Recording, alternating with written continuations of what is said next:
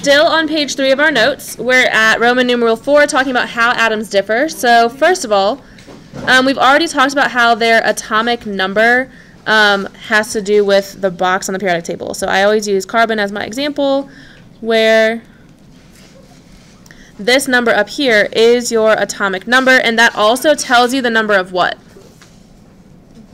Protons. Perfect. A long time ago, there was this guy named Mendeleev. We'll watch a whole video on him later. We call him the father of the periodic table.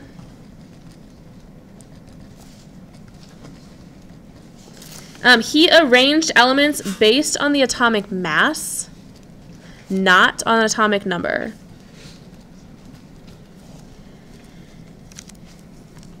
But then, as we kind of progressed and learned more about elements, we realized, or we being Henry Moseley, realized that atoms of two different elements would always contain different numbers of protons. That's how we can identify them. So instead of arranging them based on mass, he's the one who arranged them based on their atomic number.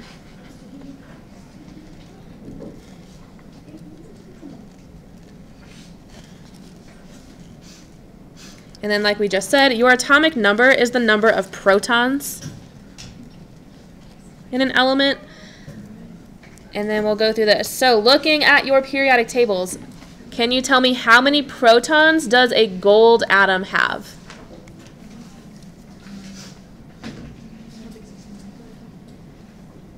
So that would start by finding gold, and then you're looking for its atomic number.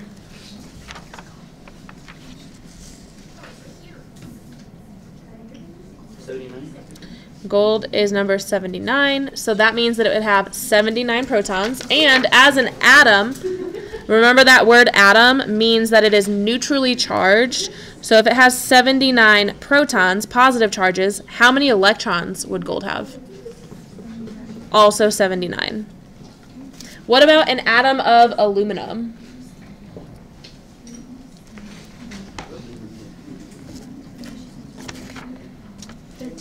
Thirteen. So aluminum is number 13. It would have 13 protons, and an atom would have the same number of electrons as protons, so 13. So just remember that atom equals neutral, which means that the number of protons equal the number of electrons. We've written that a lot of times already. If you haven't memorized it, maybe you should start. And then underneath this, we have a section on isotopes. So this is kind of where we're going, and this is what our lab on Monday will have to do with. Isotopes are atoms of the same element with different numbers of neutrons. So this disproves Dalton's theory when he said that all atoms of the same element were alike. So we can actually flip real quick to the front page of your notes. In this box that has Dalton's atomic theories, one of them, number 2, says atoms of the same element are identical. The atoms of one element are different from atoms of another element. This is disproven by isotopes. The fact that isotopes exist disproves this. So a person didn't disprove it necessarily, but. So the fact that isotopes exist disproves this part of Dalton's theory. And then while we're here, I'm going to add also that all elements are made up of tiny indivisible particles called atoms.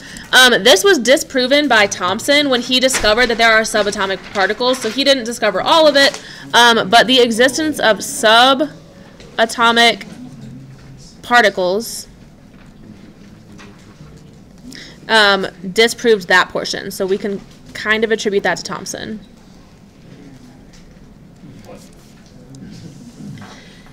And then this one, atoms of different elements chemically combine to form chemical compounds. That is true. And during chemical reactions, atoms are rearranged. They can't be changed into different atoms and elements. That is also true. So Dalton was half right. And then once you get that, we can flip it over. Back to page 3 of our notes, picking up where we left off on isotopes.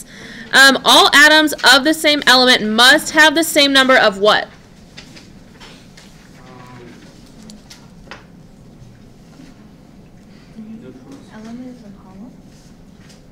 going to ask it again. Okay, all atoms of the same element must have the same number of protons, but not necessarily the same number of neutrons. And then what determines if electrons match or not is the charge. If something is neutrally charged, then that means that the number of protons and electrons will be the same.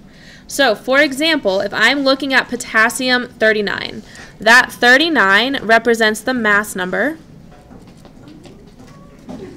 which we've already said a lot of times is equal to your protons plus your neutrons. The 40 is also a different mass number, and this 41 is a different mass number. So potassium isotopes can have different mass numbers due to different numbers of neutrons. But the fact that it is potassium tells us that the number of protons will always stay the same. So using your periodic table, can you tell me how many protons potassium would have?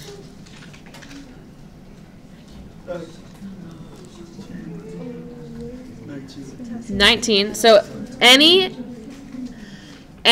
isotope, ion, atom, whatever, of potassium will have 19 protons. If my mass number is 39, that means that my 19 protons plus my whatever number of neutrons will equal 39. So what number of neutrons can be added to 19 to make it equal 39?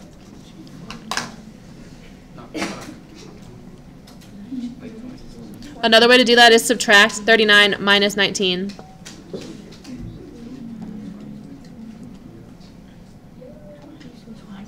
(20). And if it is an atom, meaning that it's neutrally charged, we know that our number of protons will equal our number of electrons. So potassium 39 has how many electrons? 39.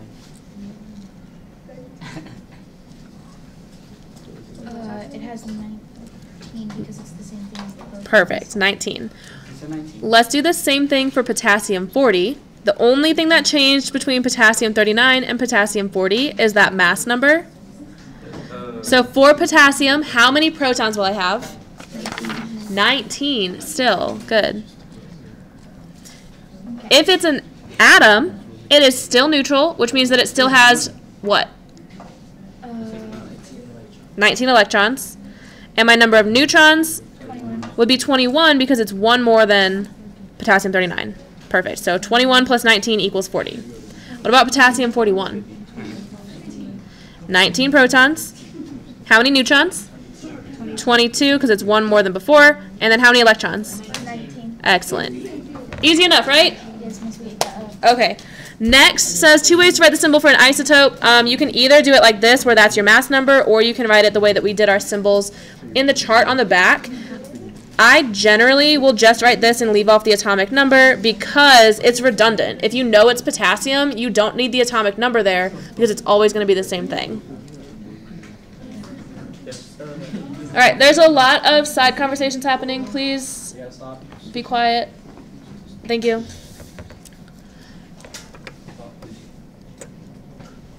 Your mass number, I cannot even count how many times we've written this already, is made up of 2 particles, your protons